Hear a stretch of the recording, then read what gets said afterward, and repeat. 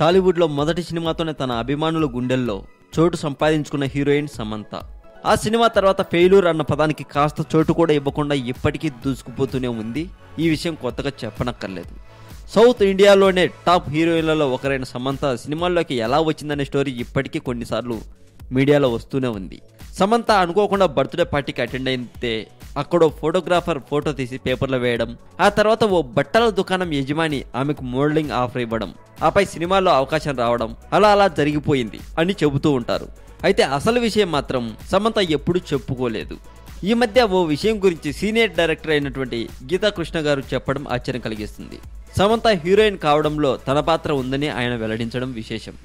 సినిమాల్లో అవకాశాలు తగ్గిపోయాక గీతా కృష్ణ చాలా ప్రకటనలకు పనిచేశారన్న సంగతి తెలిసిందే. అలా ఆయన చేసిన ప్రకటనలో ఒక దాంట్లో సమంత నటించిందట. అదొక టర్మరిక్ యాడ్ అట. ఆ ప్రకటన చేసిన సమయంలో చాలా క్యూట్ గా కనిపించిన సమంతను చూసి ముచ్చటేసిందట గీతకృష్ణకు. ఆమె దగ్గరికి వెళ్ళి నువ్వు సినిమాల్లోకి వెళ్ళు, రాణిస్తావు అని చెప్పాడట గీతకృష్ణ.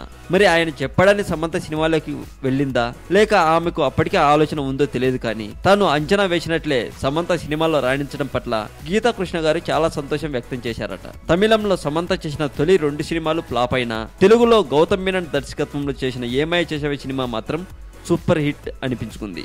ఆ ఒకే ఒక్క సినిమాతో స్టార్ స్టేటస్ సంపాదించేసింది సమంత.